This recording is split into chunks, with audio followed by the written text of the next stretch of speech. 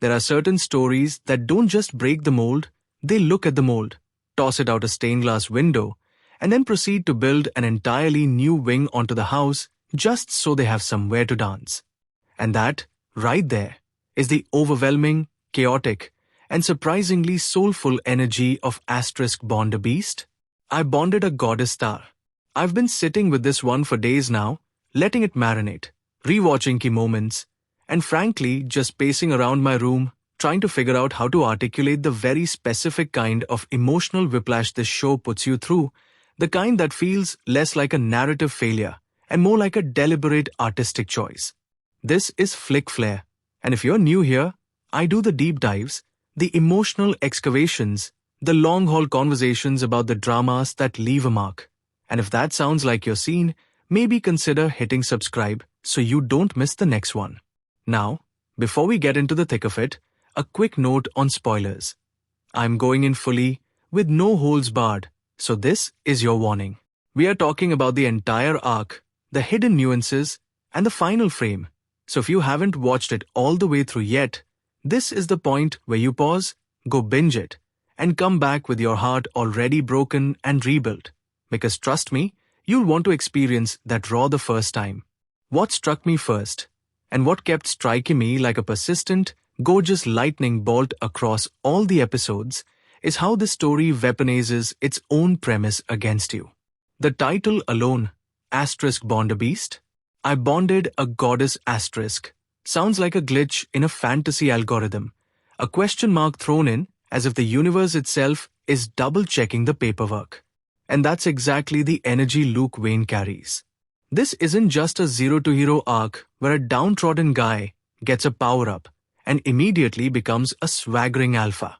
No, Luke Wayne at the start is genuinely ground into the dirt by a system designed to measure human worth in mana signatures, and the show doesn't rush past that humiliation. The Asgard Academy is portrayed with this gilded, almost sickeningly beautiful architectural arrogance, all floating crystal chandeliers and arcane marble floors that literally shimmer under the feet of the elite students, while Luke is relegated to the sublevel shadows where the janitorial magic pools in damp, forgotten corners. There's a scene early on, maybe too early for how much it hurt, where a group of third-year prodigies accidentally on purpose knock over a caustic sludge bin he just spent an hour cleaning, and the camera holds on his face. The lead actress among them, the icy prodigy, who hasn't yet become what she's going to become, glances down at him with a total absence of malice, because she doesn't even register him as a living thing, just a smudge on the periphery. That empty, indifferent gaze is a far better villain introduction than any snarling demon lord could be, and the director knows it. Then the grimoire opens. I need to talk about the sound design in that exact moment, because it's not the triumphant orchestral swell you'd expect. It's a low, almost biological thrum, like a deep-sea creature waking up from a millennia-long nap and realizing it's hungry. The ancient grimoire isn't presented as a holy gift.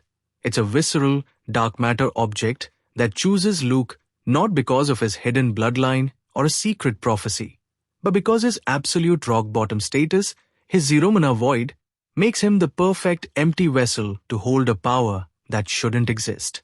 The ability to force a bond on any female being alive is, on paper, a frighteningly problematic power fantasy. It's the kind of thing that, in lesser hands, would slide into a deeply uncomfortable harem mechanic where autonomy is a joke and consent is a foggy afterthought. But here's the thing, and this is where I have to give the writing its deserved flowers. The script immediately complicates the word force. The bond isn't a mind control chain. It's a spiritual tether that yanks two souls into a shared frequency, and the beast or goddess on the other end retains every ounce of her fury, her pride, and her will. The force is the initial, irrevocable summoning. Everything after that is a negotiation, a battle of wills, and a slow, excruciatingly tender forced proximity that doesn't magically erase their personalities. It amplifies them. The first bond, the one the whole story hinges on, is with the Academy's crown jewel, the ice prodigy, whose name I'm intentionally, not just tossing out like a fact, because you need to feel her presence as a character, not a plot point. She's the embodiment of everything Luke has been denied. And when his grimoire yanks her soul into a pact with his, the visual language fractures. The world doesn't dim. It shatters into a prism of silver and deep blue.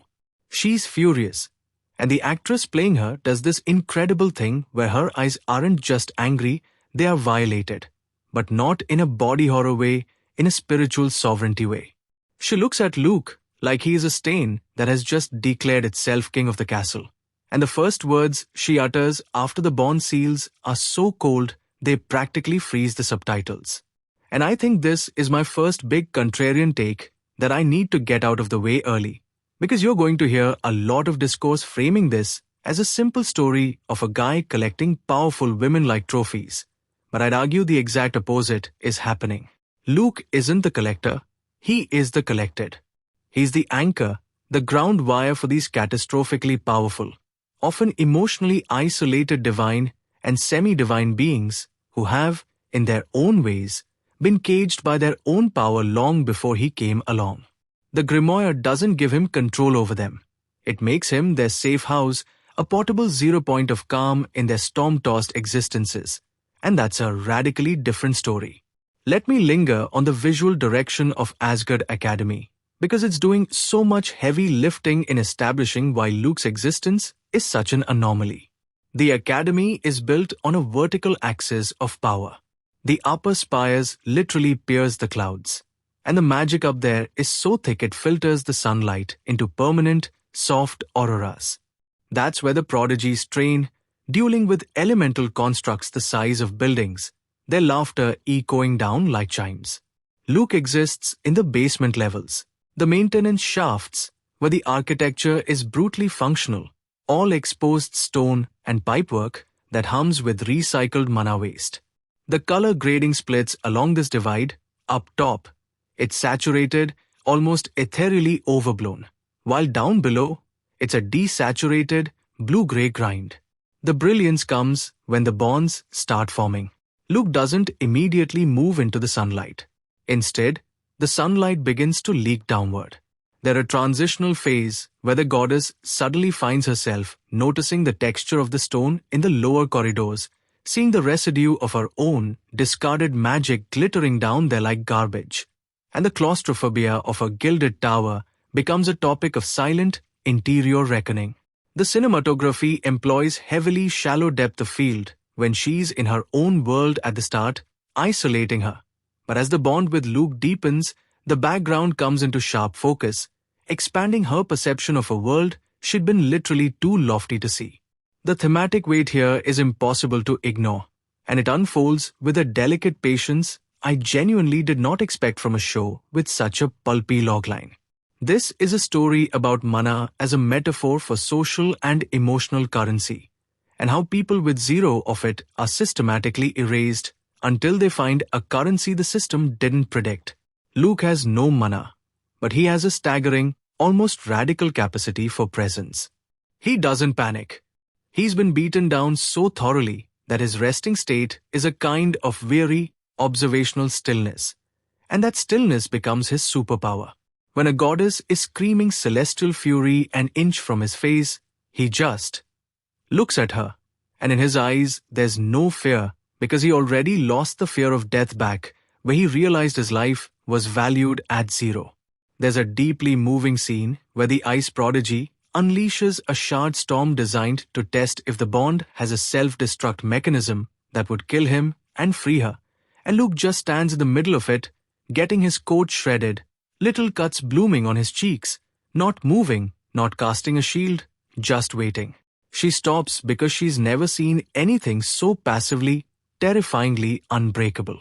The actress lets a single muscle in her jaw twitch, a microflinch that encompasses an entire emotional avalanche, respect, confusion, and the first tremor of the realization that maybe the grimoire didn't pick the weak one. It picked the only one who could carry her weight without crumbling. I'll confess something personal here that I didn't plan on saying, but this show kind of ambushed me with it. There's a moment, a quiet one, after the third or fourth major conflict, where Luke is sitting alone in his still crappy janitor quarters, and he's massaging a cramp out of his hand while a literal demigoddess is asleep on his threadbare couch because a bond makes his proximity a requirement for her to rest without nightmares. He looks at her, and he looks at his cracked ceiling, and he just sighs this incredibly specific sigh, not of exhaustion, but of recognition. He never wanted to be a master of anything. He just wanted to not be alone. And that hit me in a way that was almost embarrassing because I'm watching this with the lights off, probably should have been sleeping. And there it was, this quiet admission of a basic human need packaged inside a fantasy about beast bonding and grimoires.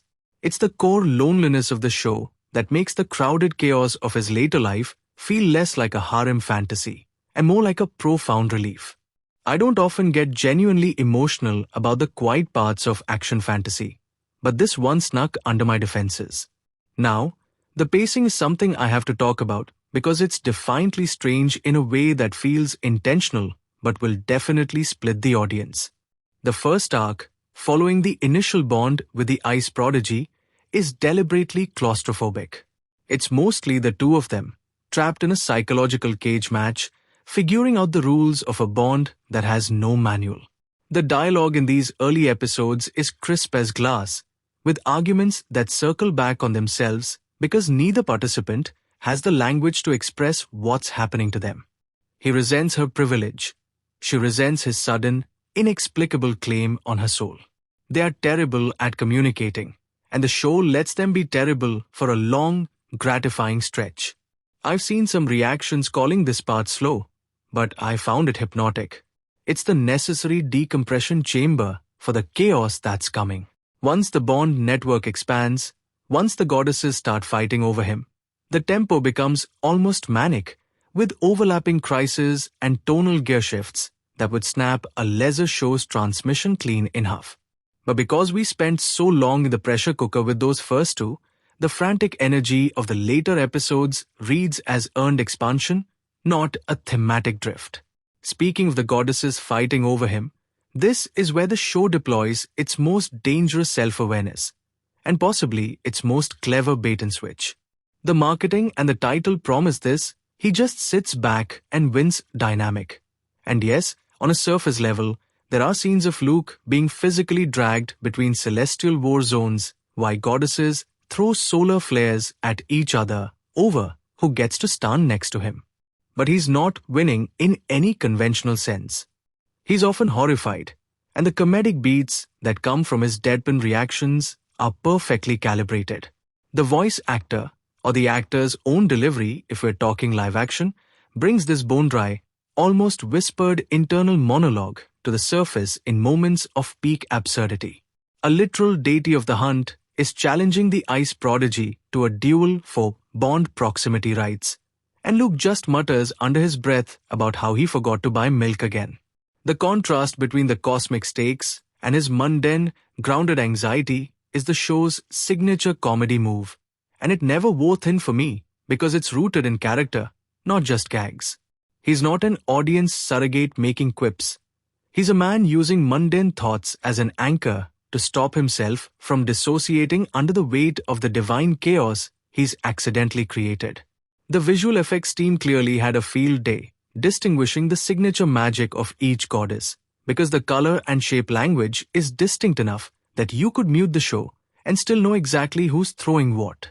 The ice prodigy's power is crystalline, geometric, a manifestation of her desire for perfect control, making everything into sharp fractals. When she's truly enraged, the fractals start to spiral, breaking their own rules. And that visual motif of her control fracturing into something wild and spiral-shaped is a gorgeous piece of storytelling through effects. The Hunt goddess, who enters in the mid-season rush, is rendered in warm, autumnal tones, umber and deep vermilion, her constructs taking the form of spectral beasts that don't just attack but seem to inhabit the space like a moving forest. The color contrast when she and the ice prodigy first collide is a masterpiece of visual choreography, silver blue fractals shattering against a stampede of burning stags and foxes. The direction here doesn't just rely on the particle effects. The camera swings low and follows the movement like a wildlife documentary, giving weight and animal instinct to the hunt goddess power. While the ice prodigy's attacks are framed in static, symmetrical compositions that emphasize her rigid, architectural approach to combat. You understand their personalities through the filmmaking grammar before they even speak a word to each other. Let's dig into the grimoire itself as a narrative device, because it's not just a book of spells, it's a character with its own opaque agenda. The script wisely never lets Luke have a full conversation with it. There's no wisecracking fairy guide inside the pages. Instead, the grimoire communicates in physiological reactions, a pulse in his veins, a sudden heat in the ink, a full body shiver when a potential bond target is near. It's instinctual, and that lack of verbal clarity means Luke has to interpret its desires, and he often gets it wrong. There's a devastating stretch where he resists bonding a third goddess, a solar priestess, because he feels morally sick about the idea of collecting another soul. And the grimoire punishes him for it not with lightning, but with a wasting sickness, a kind of spiritual atrophy that drains his color and leaves him leaning against walls. It's a darkly symbiotic relationship, and the implication is that the grimoire isn't trying to build him a harem. It's trying to build a network, a fail-safe system, a living arc of divine energy tied to a single point that merely thinks it's a man. The real horror of the premise, and the show only hints at this in slow, dreadful drips, is that Luke might not be the master of the grimoire. He might be its latest, most compatible human battery. And that creeping dread adds a shadow to every fun Bond moment that makes the comedy feel like gallows humor. The acting across the board is doing heavy lifting in keeping the character dynamics from becoming static.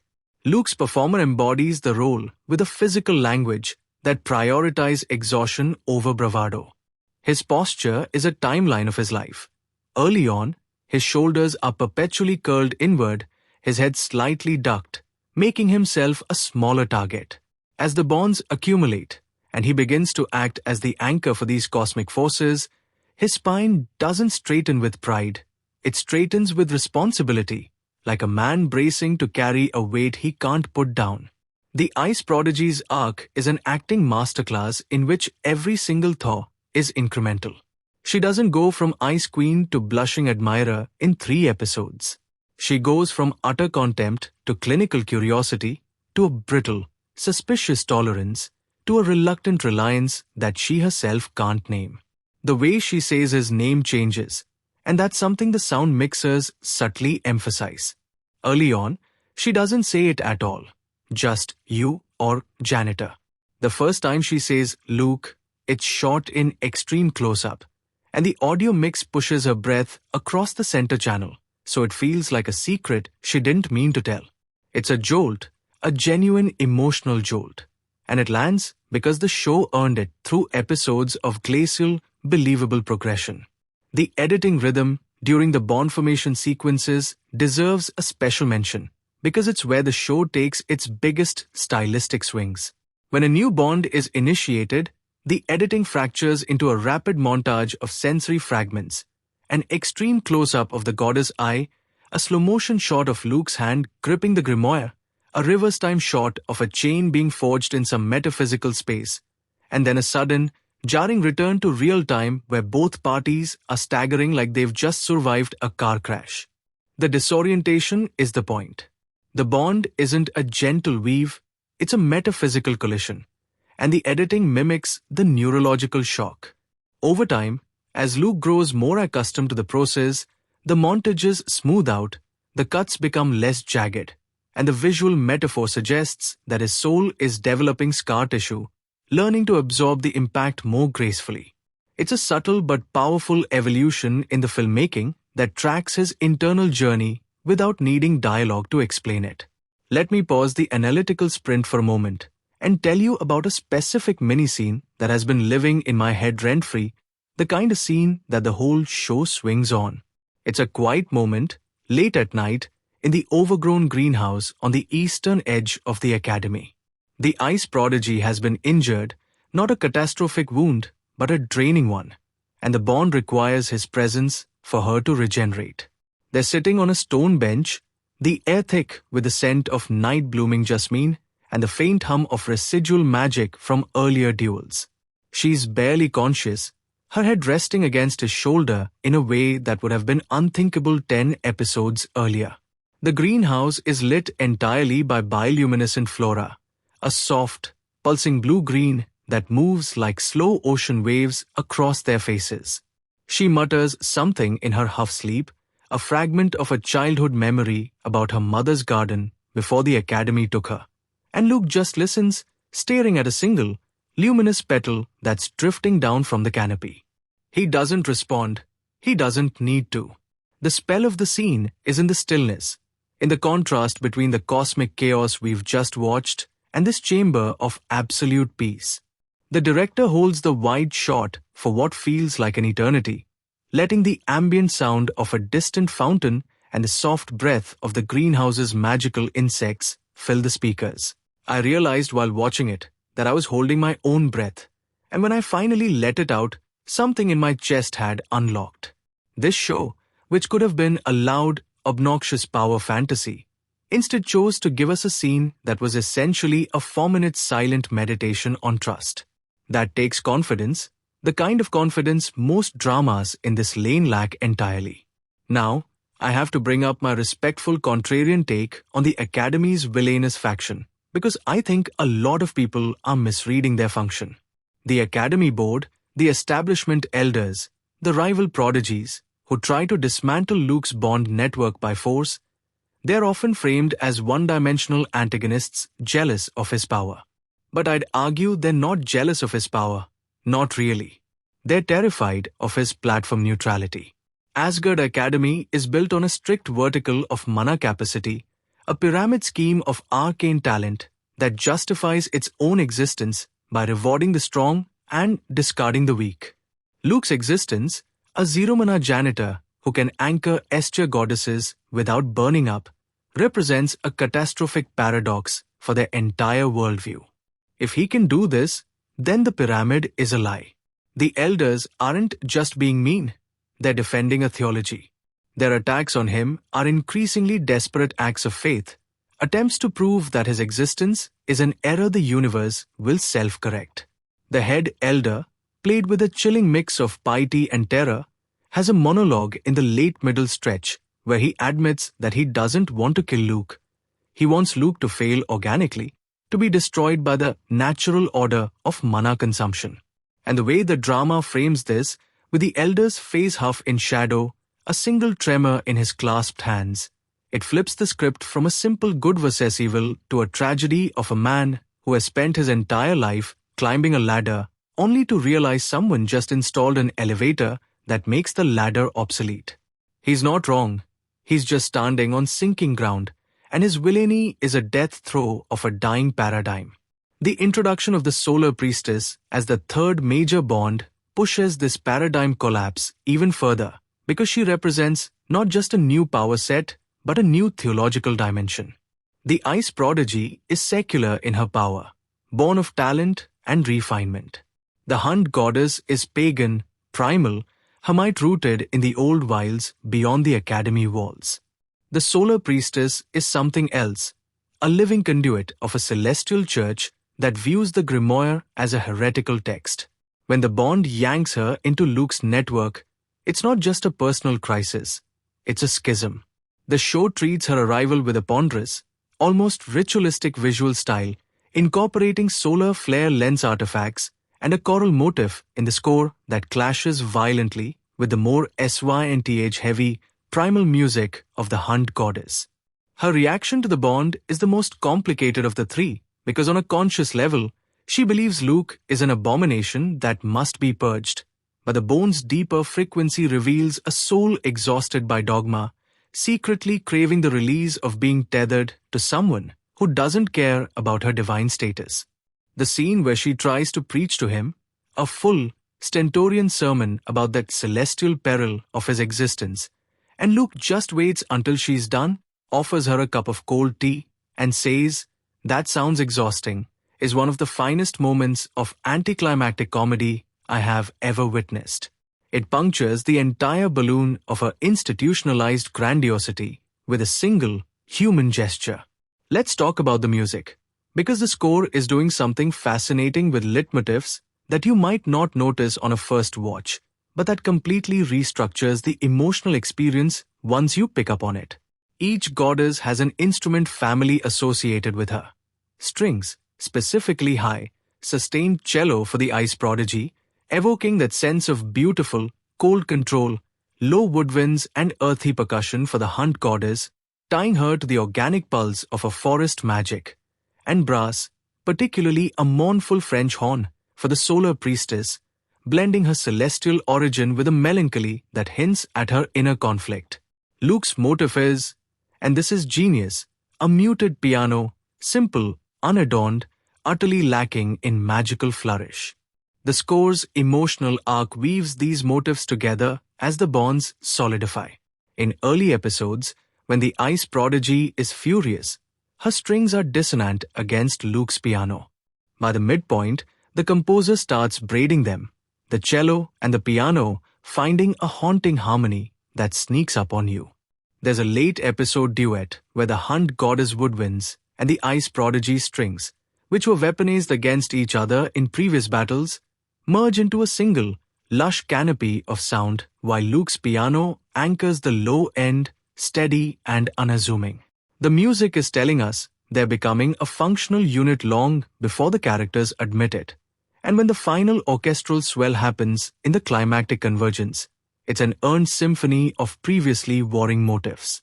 The costuming continues this visual storytelling, and it's worth pausing to appreciate because the wardrobe department understood that these characters are in a constant state of identity renegotiation. The ice prodigy starts in rigid, tailored, high-collared uniforms that restrict her movement and reflect her psychological need to keep everything buttoned up. As her bond with Luke deepens, her silhouettes soften gradually. A scarf appears, then a looser tunic, then an off-the-shoulder casual outfit in a scene where she's helping him fix a broken heating pipe in the janitorial quarters, a visual capitulation that speaks louder than any confession. The hunt goddess arrives in ritualistic leather and bone, a wild, intimidating ensemble that is slowly swapped for simpler, more practical clothes as she realizes that Luke's domain isn't a forest that needs a predator. It's a fragile indoor ecosystem that needs a caretaker. The solar priestess undergoes the most dramatic shift from blinding white and gold liturgical robes to a simple, earth-tone dress she borrows from the ice prodigy in a moment of startling vulnerability, a physical shading of her old authority that is filmed with the reverence of a religious ceremony in reverse. Now, that he just sits back and wins tagline from the premise is something I want to circle back to because it's the entry point for a lot of misinterpretation. If you watch this show expecting a passive protagonist who gets handed victories while not doing anything, you'll be frustrated. Luke does sit back in a tactical sense. He's not a frontline fighter, he has no flashy techniques, he can't throw a punch that matters. But his victories are won in the stillness between the explosions, and that's a far harder type of heroism to dramatize. He wins by being the only person in the room who sees the goddesses as people with wounds, not weapons with stats. There's a subplot where a rival academy tries to replicate his bond network using artificial, technology-driven mana tethers, and the whole thing collapses catastrophically because the tethers lack any solvable empathy. They replicate the mechanism, the forcing a bond, without any of the underlying reciprocity that Luke provides by refusing to command. His passivity is a form of radical respect. He doesn't give orders because he doesn't think in those terms. He asks the hunt goddess to protect a section of the academy, walls not as a commander, but as a person making a request of an equal, and her response, a slight widening of her eyes, a beat of silence, and then a nod, reveals that she has never, in her entire divine existence, been asked to do anything rather than been commanded or worshipped to do it. That's the win. That's the victory the show is actually interested in. And it's so much more rewarding than a beam clash. The emotional core of the show, however, continues to tighten in a way that feels almost surgical. There's a period where the bonds begin to feedback loop, where the goddesses start feeling each other's emotions through Luke, the hub, and this creates a cascade of empathetic confrontation that the show mines for devastating drama. The ice prodigy suddenly feels the Hunt goddess' primal fear of confinement, a terror she'd never understood because she herself has spent her life building cages of elegance and calling it discipline. Feeling another soul's authentic, raw terror through Luke's staggering conduit forces her to reckon with her own claustrophobia in a way that sparks a full, silent breakdown in the Academy library, a scene shot in a single continuous take where she just walks down an aisle of ancient tomes, trailing her fingers along the spines, and you see the tears start without any change in her expression. She's not crying because she's sad. She's crying because for the first time in her life, she is feeling something that is not her own, and it's cracking her open. The Solar Priestess, in turn, feels the ice prodigy's deep, frozen loneliness, a thing she had previously dismissed as aristocratic coldness, and it dismantles her theological certainty that secular power is a sin, replacing it with a messy, uncontrollable compassion. This is the show's secret weapon, empathy as a supernatural contagion, and Luke as patient zero of a pandemic that is, terrifyingly, making everyone around him more human rather than more divine. I have to take a breath, because unpacking the layers of this feedback loop is something I could genuinely do for hours. The way the show uses it to recontextualize every previous argument and misinterpretation, turning past conflicts into tragic cases of emotional illiteracy that the Bond network is brutally curing. This is also where the humor evolves beyond the fish-out-of-water comedy, and into something almost sitcom-like in its domestic chaos, but with the volume turned up to Gautier. Imagine three of the most powerful female beings in existence trying to navigate a shared living situation in the janitorial wing's tiny common room because their bonds require nightly proximity to Luke, and Luke simply does not have the wealth or status to move into the fancy tower suites. The ice prodigy is trying to meditate while floating 3 inches off a ratty armchair. The Hunt goddess has summoned a spectral wolf pup for comfort, and it's chewing on the Solar Priestess' holy scripture. The Solar Priestess is trying to lead them in a calming celestial hymn, and the other two are telling her, in increasingly profane terms, to shut up. Luke walks in with a bag of cheap snacks from the Academy vending machines, tosses them onto the table, and the 3 deities just stop, stare at the snacks, and then silently, grimly, begin eating artificial cheese puffs like they're the most exotic ambrosia they've ever tasted. The comedy of scale, the audacity of placing divine beings in a mundane, cramped, underfunded context, works every single time because the actors play it completely straight. Nobody mugs for the camera. The ice prodigy chews her cheese puff with the same analytical precision she'd use to deconstruct an enemy spell matrix. It's sublime. I want to bring the camera back to Luke for a second because we've been swimming in the goddess's perspectives, and it's important to not lose sight of his internal journey. He starts as a target, a victim, a zero. As the bonds multiply, he doesn't become a king, he becomes a crossroads. And being a crossroads is physically, emotionally exhausting in a way the show doesn't shy away from. There are scenes where he's sitting in the corner of the room while the goddesses argue, and he has his eyes closed, not sleeping, but actively concentrating on his own heartbeat, a grounding technique he teaches himself to prevent the feedback from shattering his identity. The magic of the Grimoire is trying to dissolve his ego, to turn him into a pure conduit, a blank router for divine packets of energy. Luke's victory is not just surviving, it's insisting on remaining a person with a name, with cravings for bad coffee, with a lingering sense of shame that he can't fix everything. The show's quietest, most heartbreaking line comes when the Solar Priestess asks him what he actually wants, not as a Bond master, but as a man, and he looks at her for a long time and says, "I wanted to be able to fix the Academy's boiler without asking for permission." That's his ambition. Not a throne, not a cosmic harem, a working boiler. And the Solar Priestess, who has debated the nature of cosmic justice with divine tribunals, has absolutely no idea how to respond to that. The scene lands like a stone in still water. The low drip is masterfully handled, paced out in fragments that reward obsessive attention without ever bogging the momentum down in exposition dumps.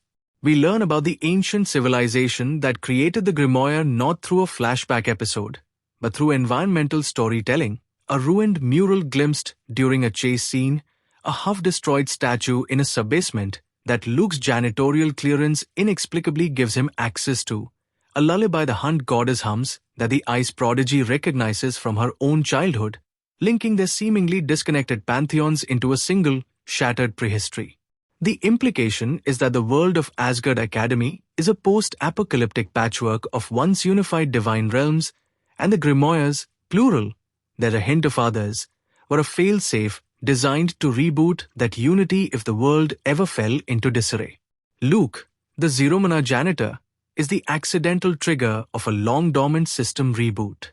The tragedy, and the source of the Academy's fear, is that a reboot requires wiping the current operating system. The Elders are fighting to preserve a corrupt, hierarchical, but stable system against a soft, empathetic apocalypse that Luke is unknowingly carrying in his chest. This brings me to a very specific and strange emotional fork in the road that I'm still processing. The show seems to be asking whether a peaceful world is even desirable if it requires the forced empathy of a bond network.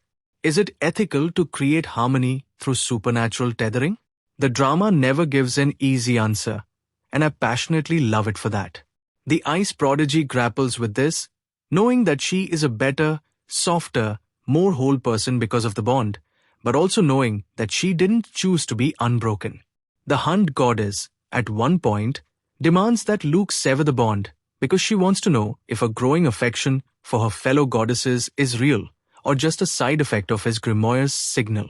She's terrified that her entire emotional evolution is a manufactured, artificial construct. Luke, in a stunningly raw moment of self-doubt, agrees to try and sever it, but the Grimoire refuses, and the subsequent spiritual backlash nearly kills them both. The scene is filmed in a dark, velvet blackness, with just the two of them lit by the faint, failing pulse of the bond tether, a strand of silver light fraying but refusing to snap. Her fear is real, his guilt is real, and the show lets that tension hang unresolved because it's not a problem you can solve with a bigger god blast. It's a philosophical wound that keeps bleeding into the subsequent episodes, a reminder that even the softest, most consent-based system of power is still, at its origin, a structure of force. And that's a deeply uncomfortable place to sit, which is precisely where the most vital art lives.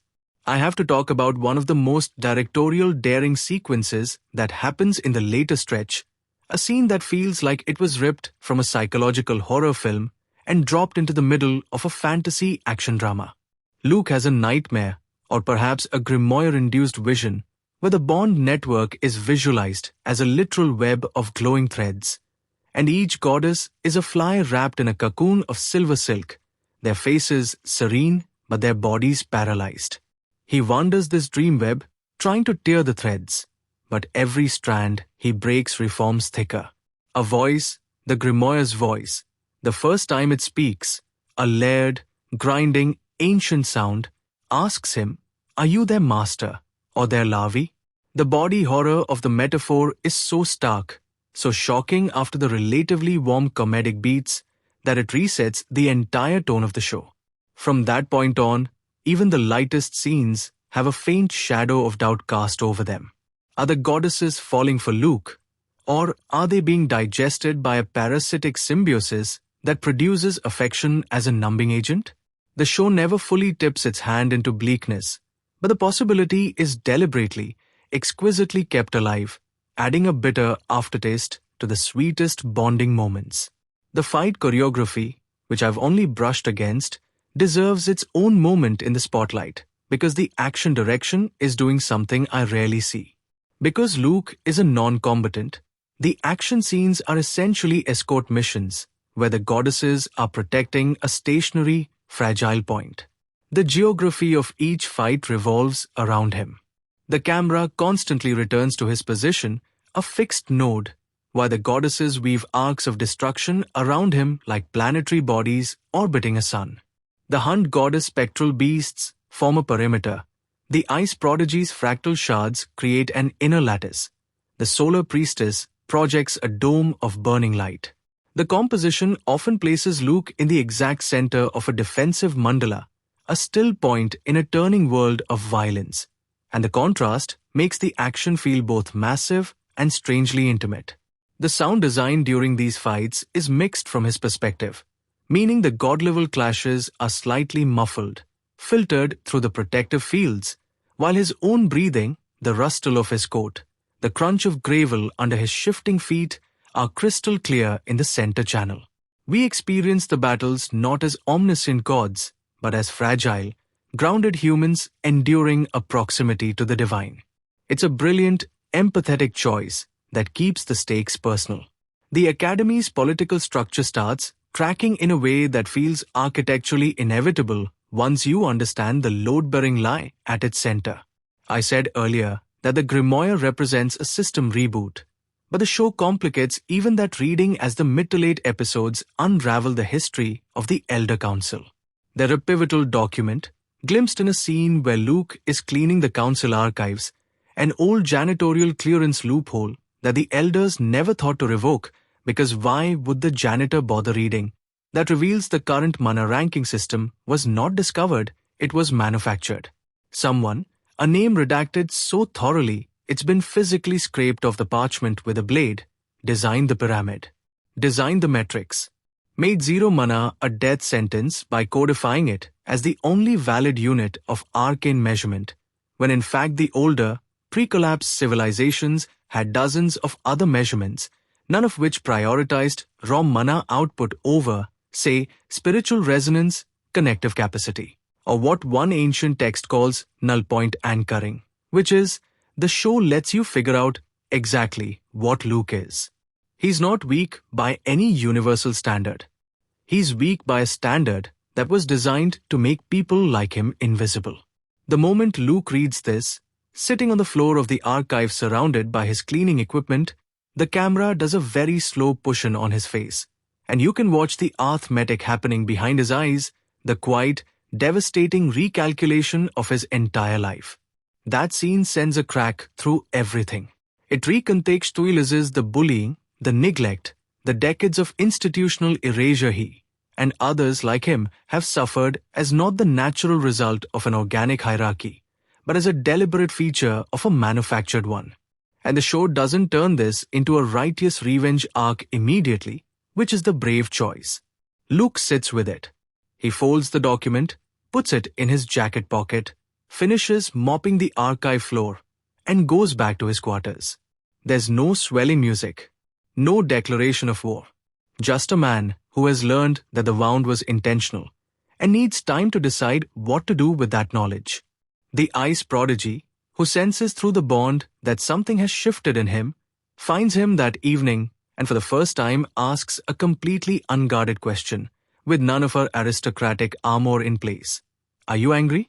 And he says, after a very long pause, I don't know yet. That's the whole season in 2 lines. The show understands that real fury takes time to cook, that the most dangerous thing is not the man who explodes, but the man who is very, very carefully deciding whether to. One of the most quietly impressive structural decisions the writers make is how they handle the Academy's student population beyond the main cluster. There's a temptation in this kind of story to make all of the students either sycophants of the protagonists or petty antagonists in service of the villains, but the background population of Asgard Academy has a texture to it that prevents the world from feeling like a stage set populated by cardboard characters. There's a group of mid-tier students, people with modest mana scores and moderate talent, who form a sort of observer chorus throughout the season. They're not involved in the central conflicts, but they are affected by them, watching Luke's rise from a safe distance with a complicated mix of schadenfreude, vicarious hope, and genuine terror. They represent the ordinary person caught in the middle of a paradigm war, and the show uses them as a moral barometer. When they start quietly moving through the lower corridors after Luke, not following him exactly, but gravitating near him, it's a sign that his Zeromana identity is becoming aspirational rather than shameful. One of these mid-tier students, a shy, bespectacled boy with a mana score just above the academy's expulsion threshold, leaves a hand-drawn thank you note outside Luke's quarters after a battle that incidentally protected the mid-level dormitory halls. Luke finds it, reads it, folds it carefully, and tucks it into his jacket alongside the archive document. The jacket becomes a collection of testaments to the unseen, and that small, accumulating detail is poetry. The rival academy subplot, the one attempting to replicate Bond technology through mechanical tethers, brings in a fascinating secondary antagonist who the show has the wisdom to develop beyond her initial framing as a villain. She's the head researcher, a woman who genuinely believes that if you can mechanize empathy, you can scale it, that if bonding works, it should be available to everyone without requiring the cosmic coincidence of a grimoire and a null point anchor. Her logic is not monstrous, it's utilitarian. Her methods cross a line, because she's testing her artificial tethers on unwilling subjects, but the show's moral clarity never reduces her to pure evil. She has a scene with Luke, a rare moment where the two of them are just talking in a collapsed corridor after a tether experiment goes wrong, and her argument for technological replication of his power is cogent enough that Luke can't simply dismiss it. He pushes back, not with a counter-argument, but with a question. What happens when the machine decides who deserves to be bonded and who doesn't? She goes quiet, because the machine would run on metrics, on measurements, and the measurements would inevitably be set by whoever controls the machine, which would be an institution, which would be another pyramid. The grimoire chose Luke with no calculation of his worth. The machine would have discarded him. The conversation is 10 minutes long and rivals anything in the main arc for intellectual weight. There's a visual motif I haven't mentioned yet that the direction seeds throughout the entire season with remarkable patience, and I'm somewhat odd that it took me until my second rewatch to fully articulate it. Every time Luke performs an act of labor, cleaning, carrying, maintaining, fixing a pipe, or sealing a wall crack left by battle, the camera shoots it from a low angle, almost reverential, as if the act of maintenance itself is a sacred rite. Contrast this with the way the camera captures the prodigy's flashy spellwork, which is always shot from above, emphasizing the scale and spectacle while also suggesting a kind of remove from the ordinary world. The show is cinematographically arguing that the act of keeping the world running, the unglamorous, invisible work of maintenance, is more fundamentally heroic than the dramatic, celebrated act of making things explode and then leaving the mess for someone else. Luke was literally hired to clean up other people's magical disasters, and the director frames every moment of that labor with dignity that the narrative's antagonists withheld. When the ice prodigy, late in the season, picks up a broom and starts sweeping beside him without comment, it's not played as comedy or as a romantic gesture. The camera goes low angle on her, too, for the first time. She has entered his grammar. She has learned to speak the language of care as physical action, and the camera recognizes her. Something needs to be said about the sound design's quieter register, the negative space in the audio mix, because this is a show that understands what silence does to an audience. During the most emotionally loaded scenes, the sound design strips back to near-nothingness. No ambient music, no environmental hum, just the slight creak of a room or the distant, barely audible sound of the Academy's arcane ventilation. This happens most powerfully in the scenes between Luke and the Ice Prodigy during their early, raw conflict phase. To human-scale people in a cold room, no swelling score telling you how to feel, just the sound of their own breathing and the occasional snap of a crystalline anger flickering and failing to fully ignite because his stillness keeps pulling the oxygen from her fury. The silence makes you lean forward. It makes the room feel real in a way that heavily produced soundscapes simply can't replicate. When the music finally returns after one of these silences, it hits with the force of a physical impact. The composers understand that the best way to make a musical cue devastating is to starve the audience for it first. The mid-season convergence, the episode where the bonds across all three goddesses simultaneously resonate in response to a large-scale threat to the Academy, is the show's most ambitious set piece and arguably its most revealing character statement. A primordial entity that doesn't fit neatly into the existing god category hierarchy, described in the lore fragments as a pre-Pantheon remnant, emerges in the Academy's lower depths, which is thematically perfect because it rises from the same forgotten, discarded space where Luke has always lived. The design of this entity is deliberately opposite to everything we've seen.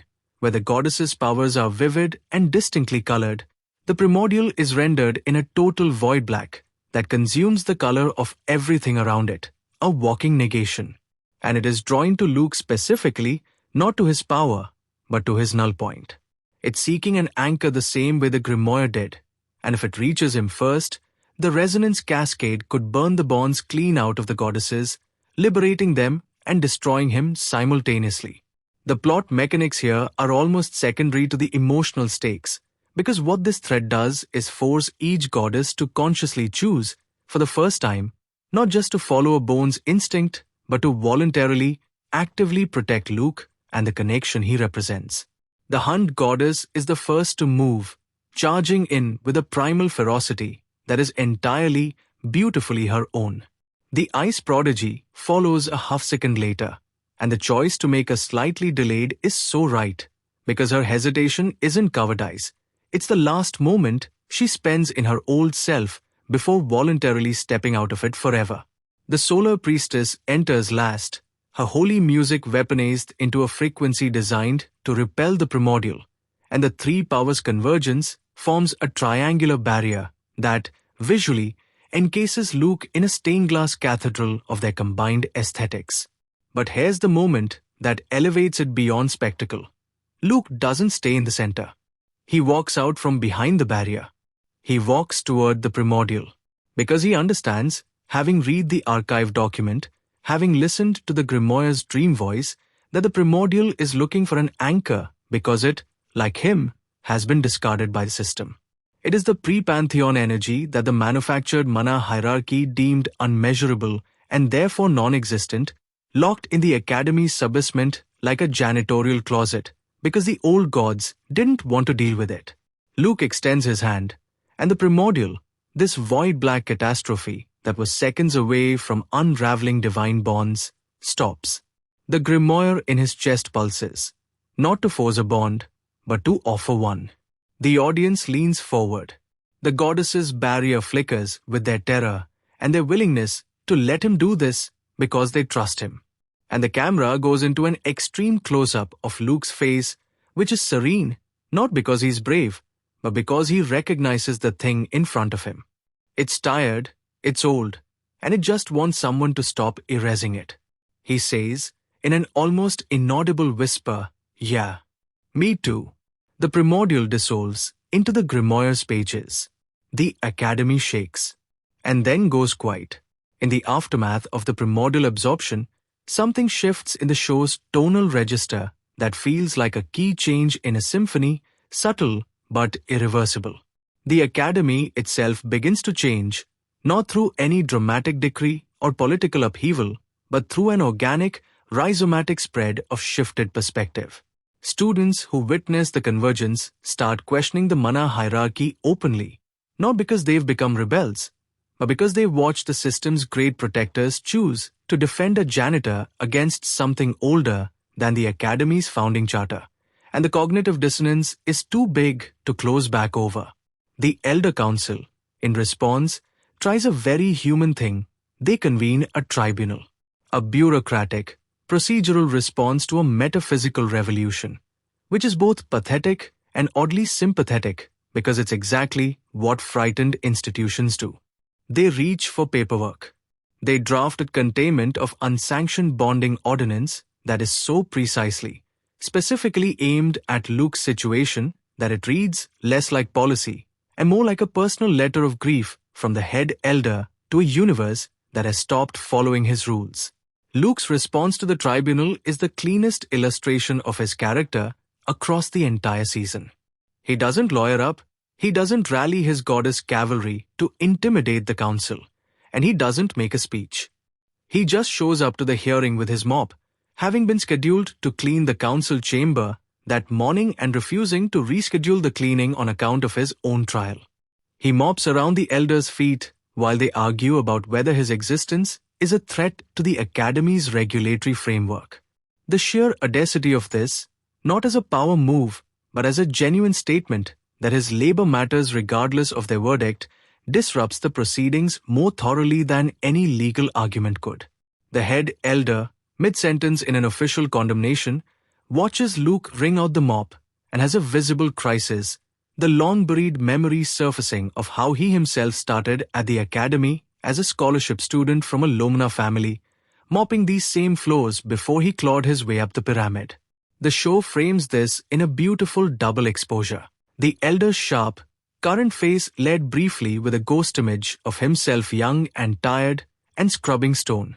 He falters, and in that faltering, the tribunal begins to fall apart.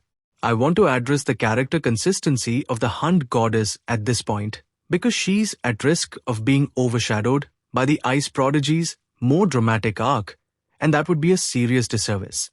The Hunt Goddess is the most tonally stable character in the show, meaning she doesn't undergo the same visible shattering and rebuilding process. Instead, she expands. Her world simply gets bigger. Coming from an existence of singular, predatory purpose, she knows her own nature completely, which means the Bond network doesn't confuse her identity, it adds rooms to it.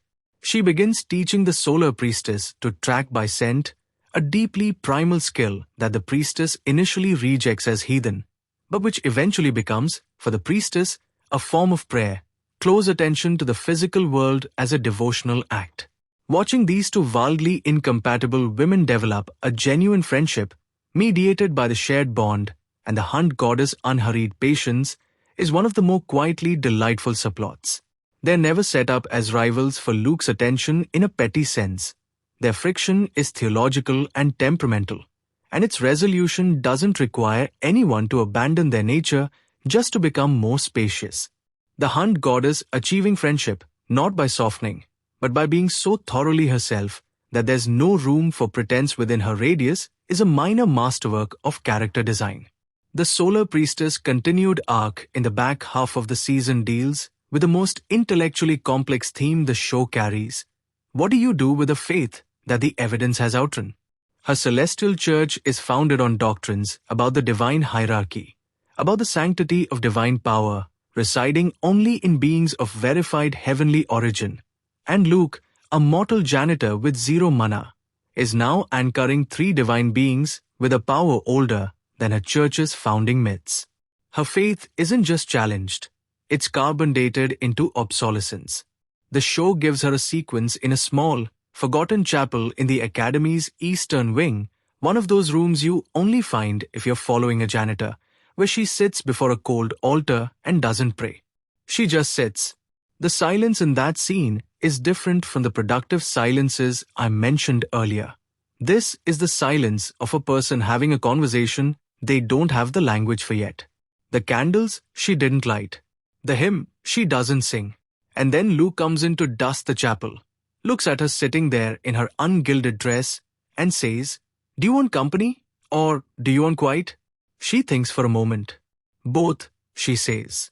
So he dusts silently, and she sits silently, and the two of them share space in a kind of companionable spiritual vacuum that is, the show seems to suggest, perhaps what genuine worship actually feels like when you strip away the architecture and the robes and the institutional validation. The faith isn't gone. It just changed address.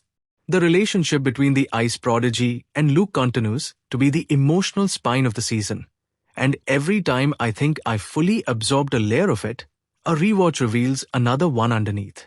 Their dynamic is defiantly nonlinear in an emotional sense. They don't progress steadily from hostility to warmth. They oscillate, sometimes retreating into old positions when the intimacy gets too threatening. This is so true to how real emotional barriers work that it borders on therapeutic realism in what is, structurally, a fantasy adventure. There's an episode in the back quarter where she deliberately engineers a conflict between them, manufacturing a reason to be angry at him because vulnerability without a target feels unbearable. She accuses him of orchestrating the whole Bond system to give himself power over her, echoing the rival researcher's language. And Luke, who could argue the point with the archive document and the Grimoire's own erratic behavior as evidence, instead asks her, "Do you actually believe that?"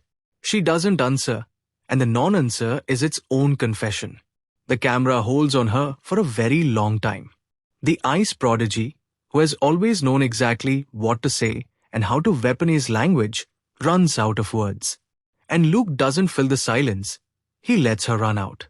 It's the most empathetic thing he does to her all season. And it's also the most devastating, because being seen fully and loved anyway is a terrifying thing when you have spent your life using perfection as armor. Let me talk about the mid-season episode that feels like it exists in a slightly different genre entirely. Because the show does something in approximately the 7th or 8th episode that I cannot let slide unremarked. They make a bottle episode. One location, the janitorial supply vault, which has been sealed by the aftermath of a battle that destabilized the surrounding corridors. Luke, the ice prodigy, and a minor character, the Academy's head groundskeeper, an elderly man named something like Auric, who has worked the grounds longer than any current student has been alive, are trapped together for most of the episode. The goddesses cannot reach Luke. The bond is strained but holding, and Luke cannot reach them. It's quiet, confined, and uses the constraint to do something extraordinary. It talks about old age. Auric has spent 50 years at the Academy maintaining its grounds, invisible to every administration, every intake of students. He's not bitter.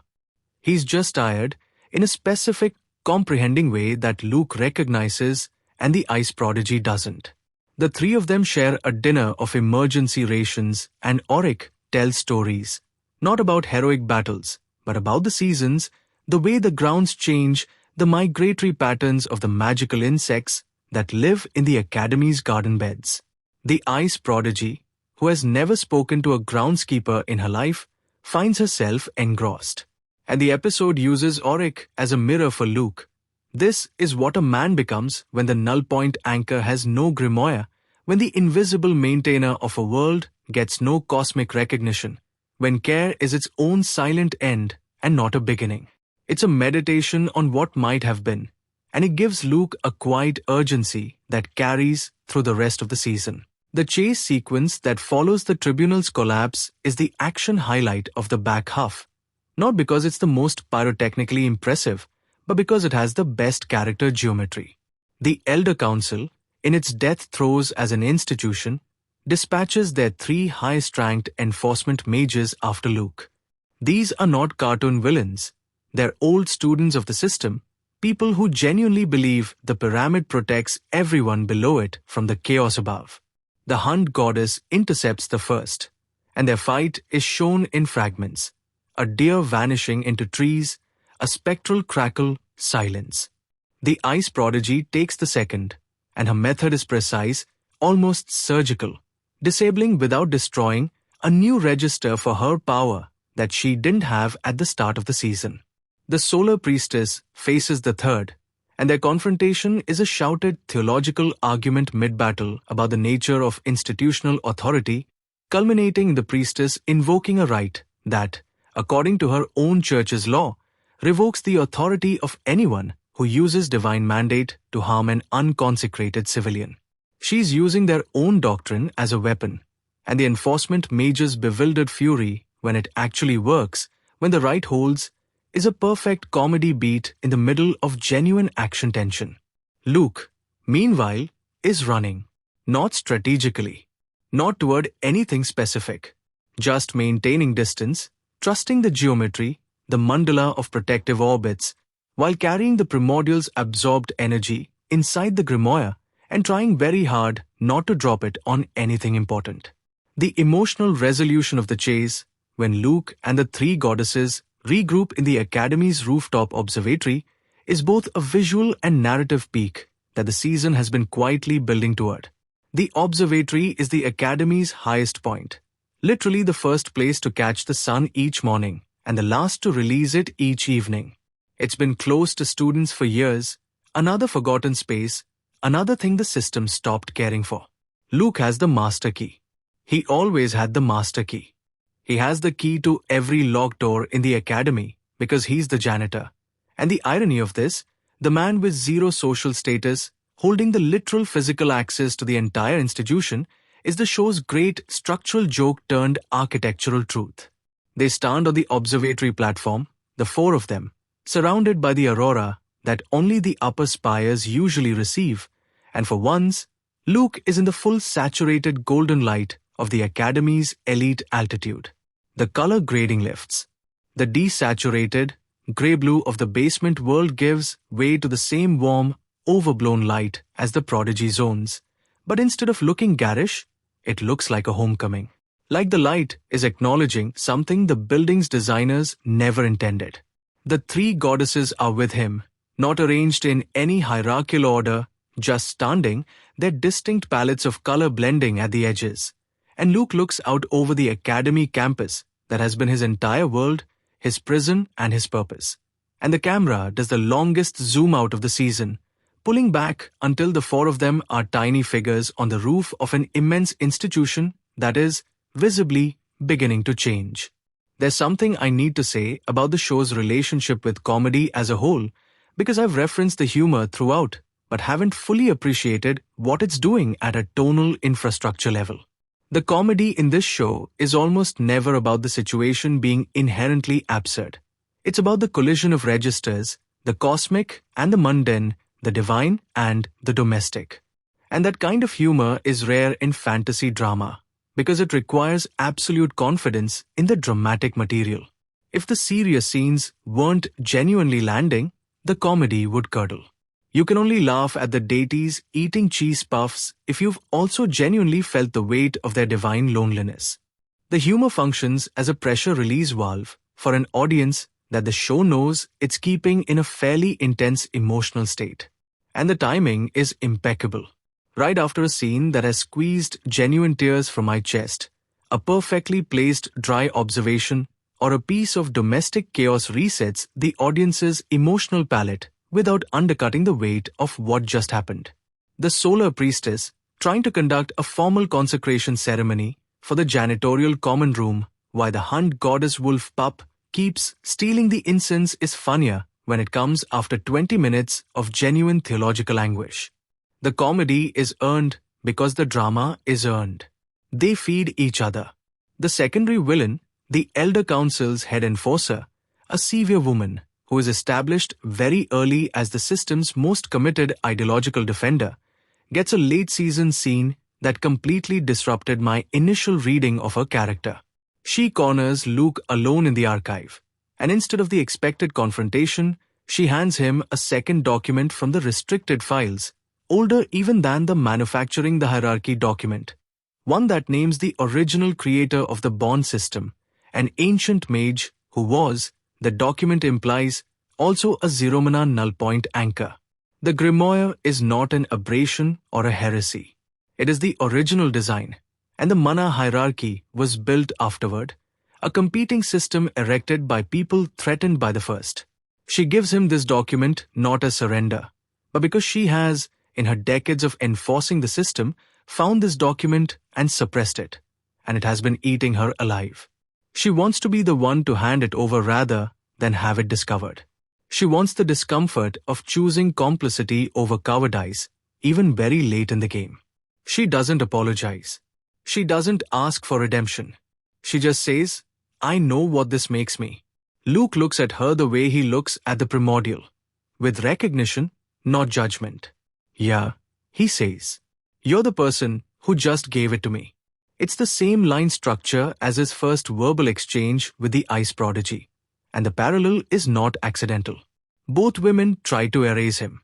Both are in different stages of reckoning with what that choice cost them. And Luke, the man who keeps deciding not to define people by their worst moment, holds the door open. He doesn't offer forgiveness. He offers the possibility of a future that includes them, which is a harder and more generous thing. The ice prodigy's final arc confrontation, the moment her internal journey crests, comes in a scene that is almost defiantly undramatic in its staging. No combat, no magical showcase, just two chairs, a small table, the archive room, and a conversation that has been building for an entire season. She sits across from Luke and tells him, with the painstaking precision of someone who has rehearsed the sentence 100 times, that she doesn't know how to want something for herself. Not in a self-pitying way, but as a factual, clinical diagnosis of her own interior, the academy, her family, her mana capacity, all of it has been a series of expectations she met rather than desires she chose. The bond with Luke is the first thing that happened to her, rather than a thing she selected or earned, and she hates that it also happens to be the first thing that ever felt like it belonged entirely to her. The contradiction is unbearable, and she's been carrying it for episodes now, and this is the conversation where she puts it on the table. Luke doesn't solve it. He says, "I didn't choose it either," which is, in its understated simplicity, the most profound thing he could possibly say, because it equalized them. Neither of them chose this, and neither of them can unwant it. The scene closes with her sitting forward, elbows on the table, face in her hands for a long moment, and when she looks up, something has settled in her eyes that wasn't there before. Not happiness, but resolution. A decision made without a roadmap. The actress plays it with a microscopic tremor in her lower lip that she refuses to let become a tear, and it is absolutely devastating. Now we are arriving in the territory where the season is driving toward its resolution, and the pacing accelerates in a way that, on first watch, might feel slightly breathless. The tribunal's collapse, the primordial's absorption, the archive documents circulating through the academy's less compliant student factions, the rival researchers' abandoned experiments leaving a volatile, unstable tether cloud hanging over the academy's west wing, all of these threads begin pulling simultaneously, and the show's editorial rhythm shifts from the meditative long takes of the character study episodes to a rapid, staccato intercutting that creates genuine urgency without sacrificing coherence. The editing logic is clear. We always know where everyone is and why what they're doing matters, but we're never allowed to rest. The academy is reorganizing itself around a new center of gravity, and the chaos of that reorganization is authentic, messy, and thrilling. Luke's nullpoint anchor begins actively broadcasting as the stakes escalate, drawing more of the academy's forgotten, zerometric residents out of the basement levels, a slow, quiet rising of the invisible underclass that is more politically potent than any dramatic rebellion scene. The rival researcher's abandoned tether cloud becomes the final act's catalyst, which is elegantly symmetrical because her experiment was always about forcing what Luke does naturally, and its failure in a spectacular, uncontrolled discharge is the ultimate argument against mechanized empathy. The tether cloud, when it destabilizes, doesn't create bonds. It creates mirrorings, temporary, agonizing reflections of other people's emotional states with no filter, no anchor, no consent. The upper spire students experience, briefly, each other's interior lives with none of the protective warmth of a genuine bond, just the raw, unfiltered signal. It's chaos, and it's the academy's first true reckoning with what the mana hierarchy has been hiding, that everyone, at every level, is carrying something enormous and doing it alone. The sound design during the sequence is a masterpiece of deliberate cacophony, overlapping voices, harmonic dissonance, a score that sounds like every leitmotif playing simultaneously without structure, reflecting the unanchored emotional flood. The only quiet zone in the entire academy is the radius around Luke, who stands in the eye of the storm, the null point doing what it was always designed to do, absorbing the overflow, dampening the noise, providing a center. People begin physically moving toward him without knowing why. He becomes a beacon not of power, but of peace, which is the final, glorious confirmation that the Grimoire was right about him. The goddesses move through this chaos with focused, specific purpose, each working in her own register. The hunt goddess calming the animal instinct panic responses, moving through the crowd like a steady hand on the flank of a spooked horse. The ice prodigy creating structured corridors of still air through the emotional flood, her architectural precision finally finding a use that is purely constructive. The solar priestess projecting a stabilizing hymn that gives people something to fix their attention on, a focal point in the swirling noise. The trinity of their work is more beautiful here than in any combat sequence because it's collaborative without being directed. No one told them to do these things. They each found their lane based on who they are, and it fits together without a seam. This is what the Grimoire was building toward, not a combat unit, but a restorative system, a mobile support network for a world in crisis. And Luke, sitting at the center of the observatory as the three of them work outward from him like ripples in a pond, is finally, completely, and visibly comfortable in a role that has no title, no rank, no mana signature, and no precedent in any of the Academy's long institutional memory. The head elder has his final scene here, and I have to honor it because the show could have given him a catastrophic, face-saving collapse or a snarling last-ditch attack, and instead, it gives him something far more interesting. He just stops. He walks into the center of the tether cloud's radius, refuses to move toward Luke's anchor field, and stands in the chaos, letting the unfiltered emotional mirror work on him. The camera catches his face as he feels, for the first time in decades, the full weight of what the pyramid has cost the people at its base. Not just abstractly, but sensorially, intimately, through the collapsed tether cloud's brutal empathy machine. He doesn't drop to his knees or weep or confess. He just stands there and takes it. The way Luke stood in the Ice Prodigy's Shard Storm in the first episodes, unshielded, refusing to look away. It's a deliberate visual rhyme, and it raises a question the show is careful not to answer too cleanly. Is this man's belated empathy meaningful? Or is it simply the system's face feeling, for a moment, what it built? The ambiguity is the point. Real institutional reckoning doesn't come in clean, emotionally satisfying confessional moments. It comes in increments, in people who did enormous harm standing still long enough to feel the shape of it. Whether that feeling leads anywhere is left to the next chapter. The question of what comes next hangs over the final stretch like a weather system. The Academy is changed, but not fixed. Luke is recognized, but not canonized by any official structure. The Bond network is stable, but its future implications are still being processed by everyone inside it. The Grimoire has acquired, since the Primordial's absorption, a new quality, warmth. The pages that were once cold to the touch, bone-dry and archaic, are now body temperature. Whether this means the Grimoire is becoming more human, or that it is digesting the humanity around it more efficiently is the season's final ambiguity. And the show serves it in a gorgeous, unresolved image. Luke in his quarters, late at night, the Grimoire open on the table in front of him, its pages glowing faintly gold instead of silver for the first time. The Hunt Goddess is asleep in the corner, one arm across the spectral wolf pup. The Solar Priestess is quietly reading at the window. The Ice Prodigy is at the doorway, halfway in and halfway out, watching him. And when he looks up and meets her eyes, she steps fully inside and closes the door. The camera stays outside, looking in through a small window, watching them all through the glass. And the image is not a triumphant final tableau. It's a domestic evening. 4 people at rest.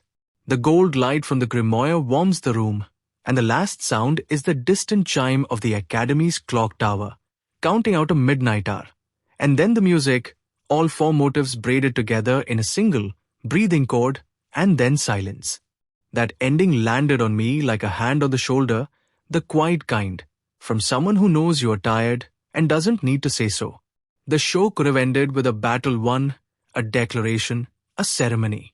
Instead, it ended with a door closing on a room full of people who needed each other, finding a night of peace. That's the story it wanted to tell. Not a fantasy of dominance dressed up in a Grimoire's magic, but something much older and more complicated. A story about what it means to be the person who holds the load-bearing center of other people's lives without ever getting a title for it. About what it means to be overlooked by a system designed to make you invisible, and then to quietly become indispensable not by defeating the system, but by caring for everything it forgot to. Luke Wayne, janitor, null point anchor, accidental divine network hub, is the most quietly radical protagonist I've encountered in this genre in a very long time, and the show constructed around him, for all its fantasy bells and divine whistles, is fundamentally a story about the politics of care, about who cleans up the mess, about who gets to be loved without meeting a quota, about what kind of power is actually powerful when the metrics fall away. What I keep returning to, days after finishing the season, is how the show's emotional architecture resists the gravitational pull of its own genre. Fantasy Academy stories have a template, one so deeply grooved into the format that audiences can feel it before a single episode airs. The underdog rises, acquires power, dismantles the elite, claims his throne, and the camera catches him looking out over the kingdom he's conquered with something cinematically satisfying in his eyes. Asterisk bond a beast? I bonded a goddess. Asterisk knows you're expecting that shape.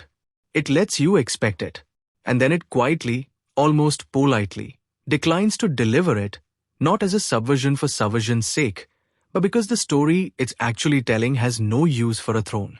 Luke Wayne doesn't want a throne. Luke Wayne wants functional heating in his quarters, autonomy over his own labor, and the ability to exist in a room without apologizing for taking up air. The show's most radical political statement is that these modest, dignity-level wants are, in a stratified system built to deny them, more revolutionary than any godblast. And the fact that this is packaged inside a story with celestial beings throwing solar flares at each other is not irony. It's camouflage. The spectacle is the vehicle, and the cargo is something much quieter and much more subversive.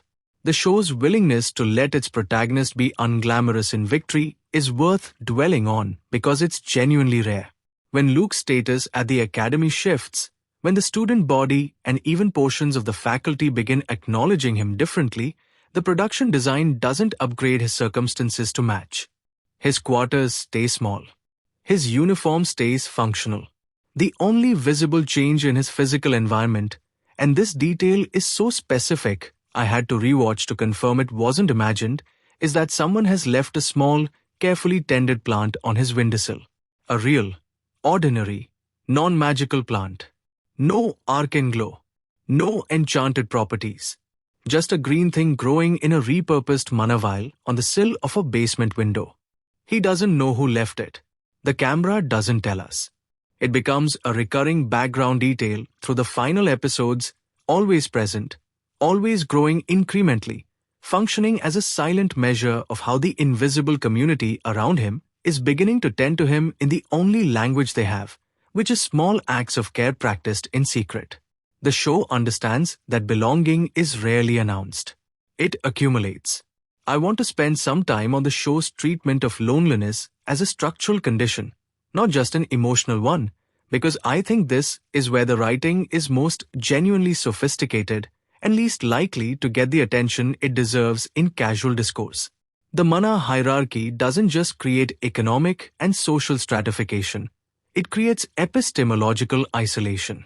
People at the top of the pyramid literally cannot perceive the experience of people at the bottom because the metrics don't encode it. The ice prodigy, before the bond, doesn't understand Luke's world not because she's cruel by nature, but because her entire cognitive framework, the vocabulary, the reference points, the spatial awareness built into her elite education has no room for what his life contains.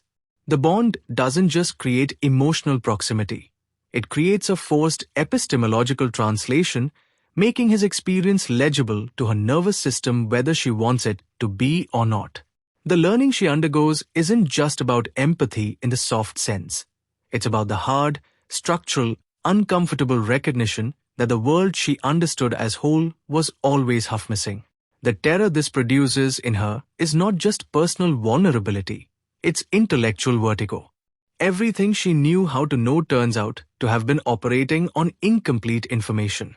That is a profoundly adult kind of crisis, and the show treats it with the seriousness it deserves. The Hunt Goddess version of this epistemological shift is less dramatic, but no less significant. She arrives with a different kind of incomplete information.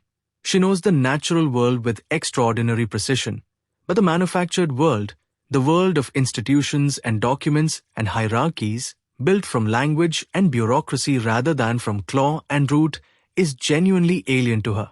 Her growth through the season is not about learning to feel more, but about learning to read the constructed world, to understand that a piece of paperwork can cause the same kind of harm as a physical wound, and that fighting it requires a different kind of precision than a physical hunt.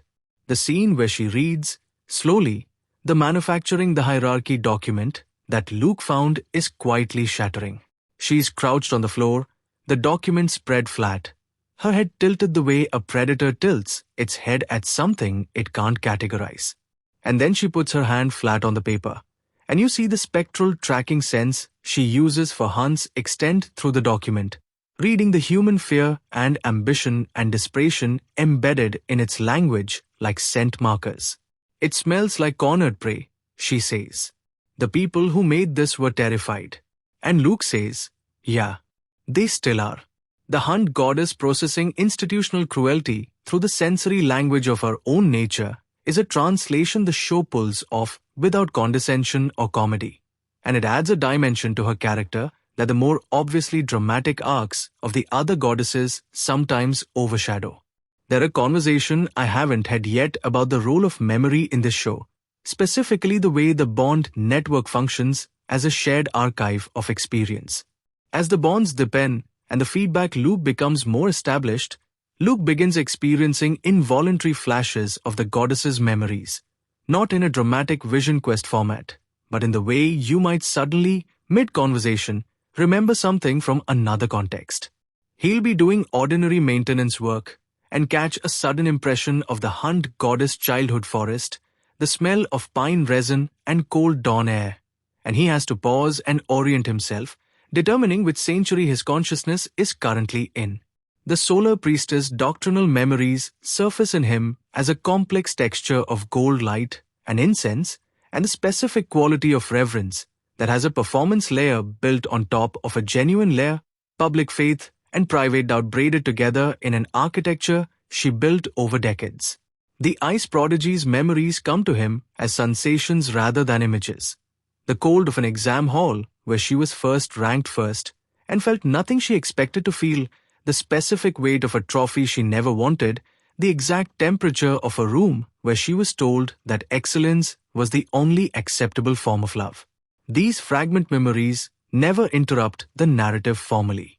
They arrive at the margins, footnoted into scenes through a subtle audio texture, a briefly different reverberation quality, a fractional color shift, and Luke's micro-reaction, a missed step, a brief stillness, a hand pressed flat to a wall for grounding.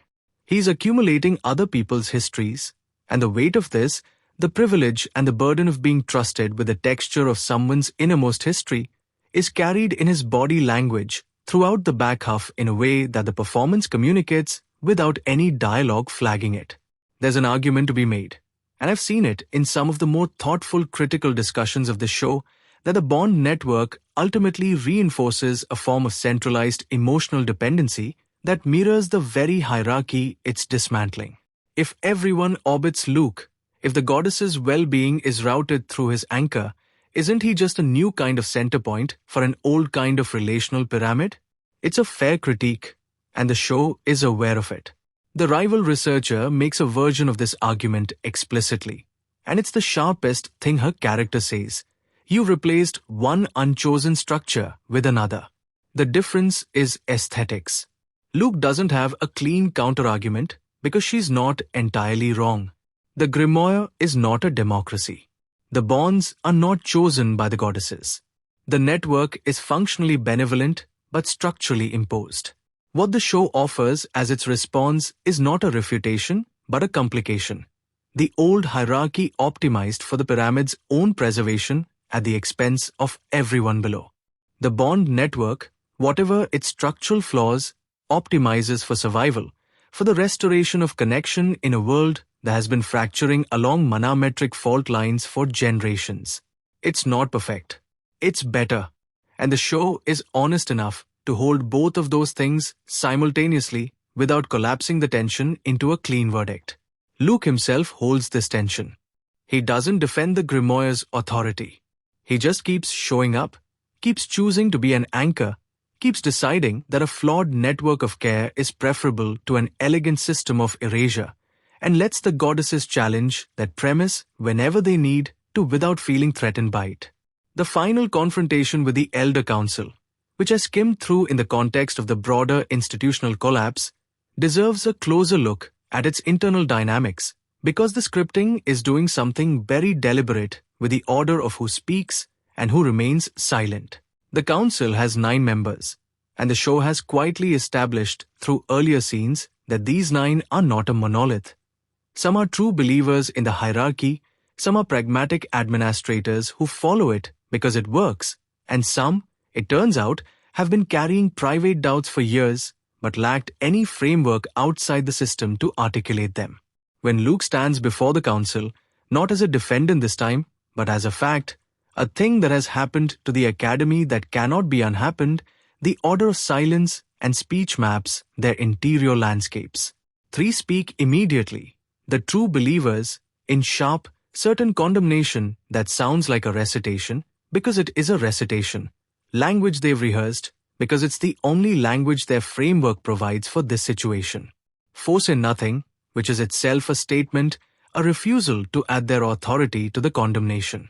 One asks a question, a single, genuine question. What is it that you actually want from this institution?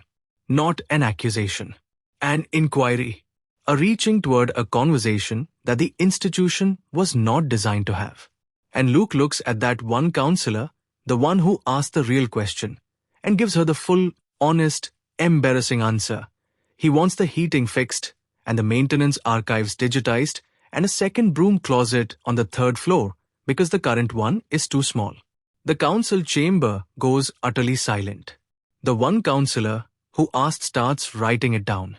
The comedy of the moment is inseparable from its political clarity.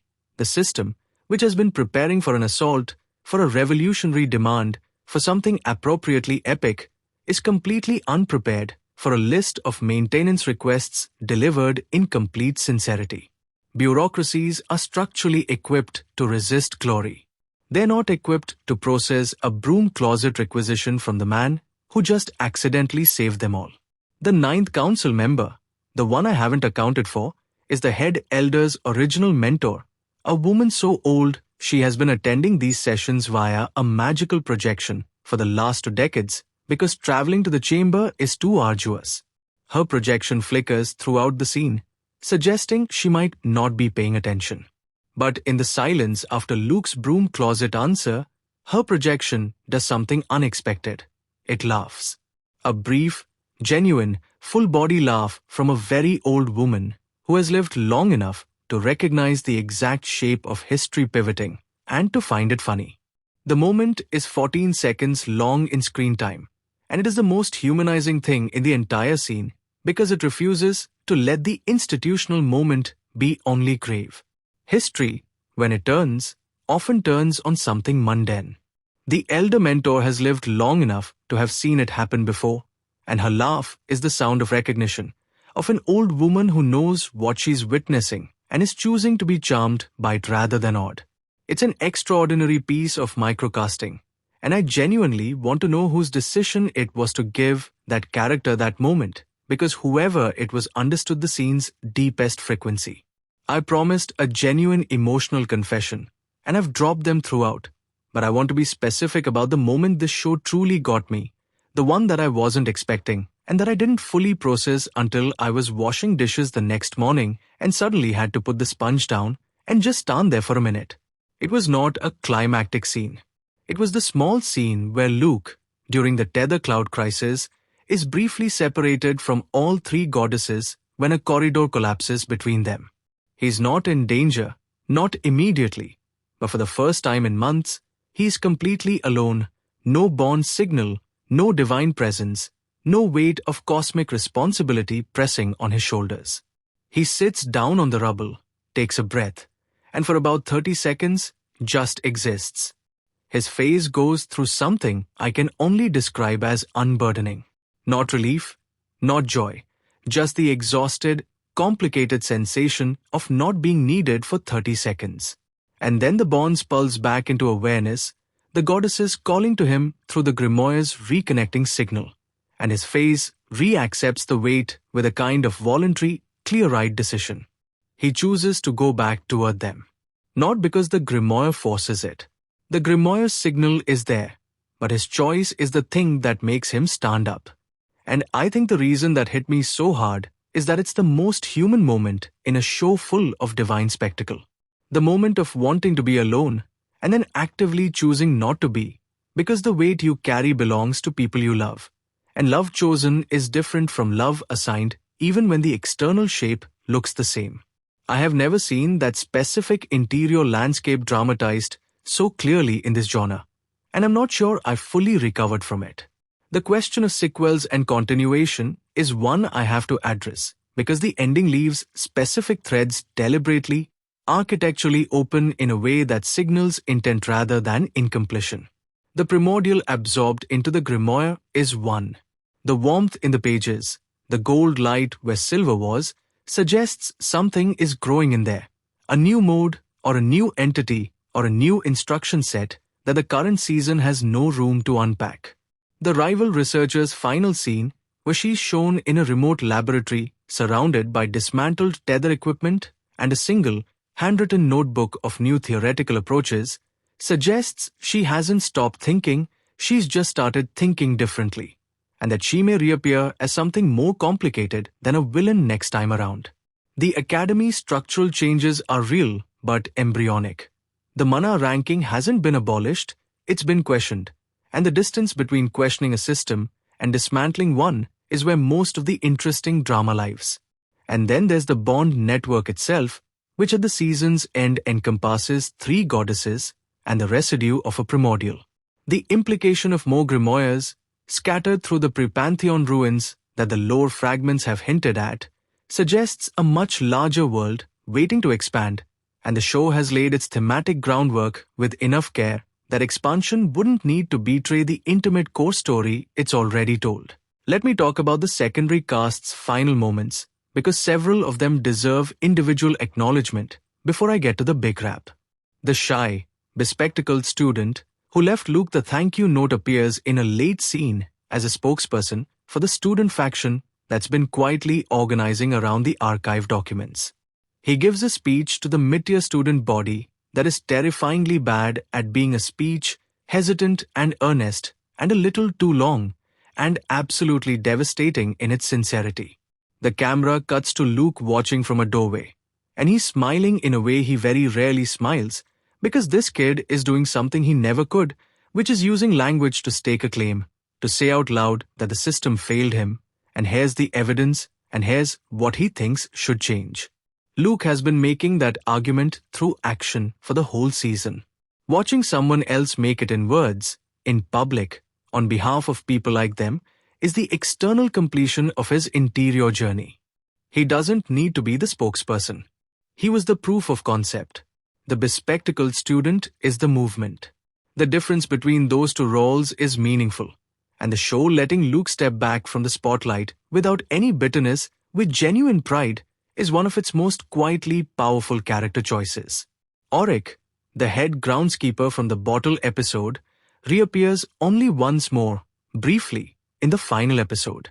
He's tending a garden bed in the lower academy grounds, and as the Tether Cloud crisis resolves and the emotional weather of the campus normalize, he looks up at the upper spires where the aurora light is filtering down differently now, warmer, slightly shifted in its spectrum, because the primordial's absorption has altered the ambient magic of the grounds. He tilts his head, squints, and says to no one in particular, "Soil's going to love that," and goes back to his digging. It's his whole character in a line, the long-tenured caretaker who measures cosmic events in their effect on the things he actually cares for. The fact that his final moment is not about Luke, Not about the goddesses, not about the institutional drama, but about his soil, his garden, the thing he's been tending through 50 years of politics and power shifts. Is the show honoring a type of continuity that the narrative drama usually forgets to include? Not every arc bends toward heroism. Some arcs just keep growing, quietly, in the direction of light. The rival researcher's notebook, shown in close-up in her final scene, contains a single legible line visible to the camera. Empathy cannot be engineered. It must be modeled. She wrote it in red ink, underlined twice. The show doesn't comment on it. It just shows it and moves on. But it's the complete thesis of a character's journey, the moment a scientist with brilliant technical skill arrives at the recognition that the variable she was trying to mechanize is, at its core, not a mechanism. It requires a person willing to be an example, to live the thing rather than build a device that approximates it. Luke has been her unwilling proof of concept, and this line is her intellectual capitulation to a conclusion she doesn't like but cannot argue with. It's a beautiful, unsentimental ending for a character the show could have discarded once her plot function was complete, and the fact that it gives her this private moment of intellectual honesty in an empty lab, no audience, no witnesses, no one to perform the revelation for, feels very true to how real intellectual change actually happens. The final image, after the closing scene I described before of the four of them in the warm room, is a single, held shot of the Academy's main facade from the outside, the camera slowly pulling back to reveal the full building in the pre-dawn dark. It's a building we've spent the entire season inside, and seeing it from the outside for the first time in the final creates a perspective shift that is, in its simplest terms, profound. The building looks different from the outside. The light from the basement windows is on, which means Luke's section of the Academy is the only part of the building active at this hour. The upper spires are dark, their occupants asleep in the reasonable certainty that they are safe. And from below, from the level that the establishing shots always skipped over, a warm umber glow, not the arcane aurora of the elite floors, but something that looks like firelight, like the oldest human technology, radiates outward into the dark. The building has a basement that is alive. The shot holds until the music finishes its final resolution, and then the screen goes dark on the image of light in a low window. And I have to tell you, I sat with my face in my hands for a moment, because the whole show was in that image. Every theme, every character, every argument about who matters and who gets to matter, resolved into a single frame of a lit window in a building's forgotten lower level, sending warmth out into the dark without waiting for permission. The craft behind this show deserves a serious summation because I've been weaving it through the analysis, but want to give it a dedicated moment. The direction across the season is remarkably consistent in its visual philosophy for a show that likely had multiple directors across different episode blocks, a common structural challenge for long-form drama. Whoever handled the visual continuity maintained the low-angle reverence for labor, the high-angle spectacle of institutional power, the tight focus on micro-expression work, and the shallow-to-deep field progression across character arcs with an integrity that suggests either very precise showrunner oversight or a cinematographer with an iron visual manifesto applied from day one. The editing is equally coherent, maintaining its rhythm of meditative long scenes punctuated by staccato-cut action and emotional crisis sequences without ever feeling like two different shows stitched together. The production design creates a world that is internally consistent in its material logic. You understand the physics of this world through the way objects behave, the way magic leaves residue, the way the architecture changes across altitude levels without needing an expository voiceover to explain any of it. The world building happens in the environment, and the environment is alive with specific, consistent detail. The score I've described in its leitmotif architecture, but I want to add that the production also makes exceptional use of diegetic music, the music that exists inside the world of the story rather than on the soundtrack. The Solar Priestess hymn-based power means she often sings, and the decision to use genuinely harmonic, properly composed celestial hymn work for her character means that when she weaponizes her voice in battle, it sounds like a desecration of something genuinely beautiful rather than just a special effect. The Hunt Goddess has a bone-carved instrument she plays in quiet moments, something between a flute and a horn, and its sound is integrated so naturally into several ambient soundscapes that you don't immediately clock it as character music. It sounds like the building itself is breathing. The Ice Prodigy, pointedly, makes no music.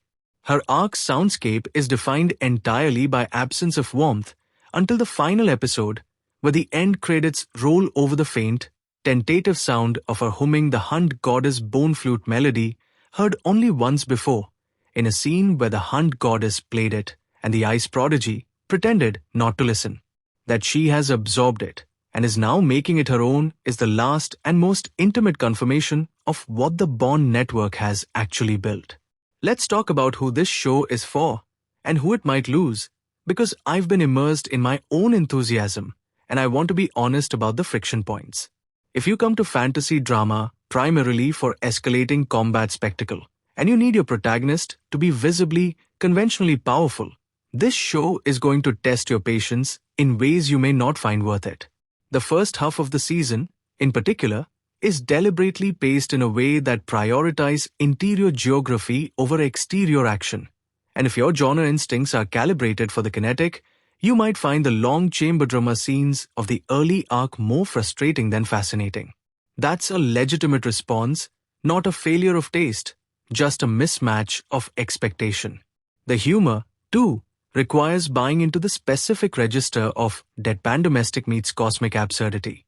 And if that tonal combination reads as tonal inconsistency to you rather than intentional friction, the comedy might pull you out of the drama rather than releasing tension within it. There's also a valid conversation to be had about the pacing of the rival academy subplot, which in its middle stretch loses a bit of momentum because it's essentially a parallel plot running at a different emotional temperature than the main arc. The rival researcher is a fascinating character, but the scenes set entirely in her laboratory, without Luke or the goddesses as grounding presences, occasionally feel like they're from a different, slightly colder show. And the integration back into the main narrative, while ultimately satisfying, has a brief scene show in the late middle. This isn't a structural failure. It's a calibration issue in what is an otherwise exceptionally well-managed multi-thread narrative. I'd rather a show be ambitious and slightly uneven than safe and perfectly smooth. But it's worth naming because it's the section where I had to actively decide to stay with it rather than having the decision made for me. And there are a contingent of viewers who will want the romance to be more explicit, more declared, more conventionally resolved. And the show is simply not interested in delivering that. The connections between Luke and each goddess are emotionally real and textured and specific, but the show never crystallized them into a traditional romantic framework, and that withholding will feel like evasion to some and like restraint to others. I am emphatically in the restraint camp. I think the ambiguity of the bonds as something between love, alliance, family, and spiritual necessity is more interesting than a confession scene would be. But I understand the longing for that clarity, and the show is going to frustrate viewers who need their emotional resolutions announced. For the right viewer, though, and I believe the right viewer is anyone who has ever felt like a zero in a system that only counts specific kinds of numbers, this show is something genuinely special. It's for the people who do the invisible labor. For the people who have been told their kind of strength doesn't count because the measurement tool doesn't have a category for it. For the people who have learned to be very still in the middle of someone else's storm. For anyone who has discovered, to their own bewildered embarrassment, that simply being present without flinching can be more powerful than any weapon, and who has found that this discovery is complicated and costly and not actually comfortable even when it's true. Asterisk Bond a Beast? I Bonded a Goddess asterisk is for them. It is, at its marrow, a story about the worth of unglamorous people told in the most glamorous possible genre, and that contrast is not a contradiction. It's the whole argument. I've been thinking about how to place this show in the broader landscape of fantasy academy drama, and I keep arriving at the same conclusion. It doesn't sit comfortably alongside its apparent neighbors because its apparent neighbors are interested in questions the show has already moved past. The genre is crowded with stories about hidden lineages revealing themselves, about suppressed prodigies breaking through artificial ceilings, about the powerful discovering their power. This show is interested in a different question. What if the person who breaks the ceiling was never a hidden prodigy at all? What if the system was just wrong? What if the measurement itself was the problem, not the measured person? That's a fundamentally more uncomfortable question than what if the lowest ranked student was secretly the strongest? Because it doesn't offer the same consolation. That secretly the strongest narrative reassures you that the hierarchy works. You just got the data entry wrong in one case. The Luke Wayne narrative asks whether the hierarchy should exist at all, and offers as its answer not a rebellion, but a quiet, persistent, relentlessly human alternative. That's a harder sell, and a more important one. There's something I want to say about 2026 as a release context, because I think the timing of this show's arrival is not incidental to why it's landing the way it's landing. We are, culturally, in a prolonged and increasingly exhausting argument about whose labor counts, whose contribution is visible, who gets to be celebrated versus who gets to be useful, and the distance between those two categories. A show about a janitor who becomes the structural center of a divine network, not by acquiring the metrics of the elite, but by being exactly and only what he already was, is not a fantasy escape from that argument. It is the argument, placed inside a world of magic and myth where the stakes can be made literal and the visual language can make the invisible visible. The best genre fiction has always done this, used the unreality to illuminate the real. Bond a beast? I bonded a goddess belongs in that tradition, and whether or not that was the intent of every person who made it, the result is a show that watches like entertainment and metabolizes like something harder and more necessary. The performances, which I've analyzed in specific scenes throughout, deserve a final collective appreciation because what the cast achieves across the season is a sustained, ensemble-level emotional coherence that very few shows in any genre manage. Nobody is acting in isolation. Every scene where two or more characters share space has a quality of genuine listening, of being in a real conversation with real stakes, that makes the melodramatic fantasy trappings feel entirely naturalistic. The cast ensemble understands the show's emotional grammar and speaks it with fluency and commitment. And the result is that even the scenes the production must have shot quickly, the bridging scenes, the corridor scenes, the transitional beats, feel inhabited rather than performed. That kind of ensemble coherence doesn't happen without exceptional casting, yes, but it also doesn't happen without a director who has established clear enough emotional priorities that every actor knows what they're fundamentally arguing even in the scenes where the specific argument is mundane. The show clearly had someone at its helm who held a very firm vision of what this story was about and communicated that vision in a way that the entire cast received and trusted. I started this review with a claim about the show weaponizing its own premise against you. And I want to come back to that in closing because the journey between that opening observation and where we've arrived now reveals exactly how deliberate the subversion is. The premise says, Zirumana janitor, ancient grimoire, forced bonds, goddesses fight over him, he sits back and wins. Every word of that premise is technically true. Luke Wayne is a Zirumana janitor. He does acquire an ancient grimoire. The bonds are forced. The goddesses do fight, frequently and spectacularly, in proximity to him. And he does, structurally, win, in the sense that the season ends with his position transformed and the institution that erased him in crisis. Every element of the premise is delivered. But the show is operating under a definition of win that the premise's pitch version was quietly misleading about, because in this context, winning looks like a lit basement window and a plant on a sill and a woman who used to not say his name now humming a melody she learned through his chest. It looks like a bespectacled kid making a bad speech that changes something. It looks like an old groundskeeper noting that the cosmic shift will be good for the soil. It looks like choosing every single morning to go back out into the hallways of a world that was designed to not see you and sweeping them clean anyway, because the world needs it even when the world doesn't know to say thank you. This is a show that I'm going to be talking about on Flick Flair for a long time, and I suspect that its reputation is only going to depend as more people get through it and start having the real conversations. Not just about the fantasy elements, not just about the bond mechanics and the goddess dynamics and the lore implications, but about what it's actually saying about worth and care and the audacity of existing without permission from a system that didn't budget for you. Those conversations are the ones I'm here for, and I hope you are too.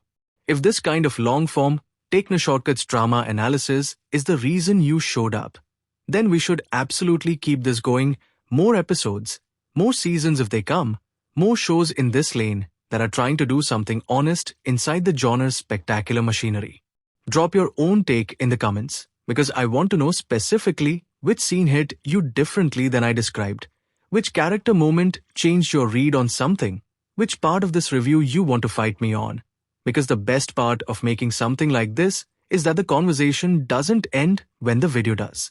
Asterisk Bond a Beast? I Bonded a Goddess Asterisk is streaming now. It is worth every minute of the time investment. And I will see you in the next one.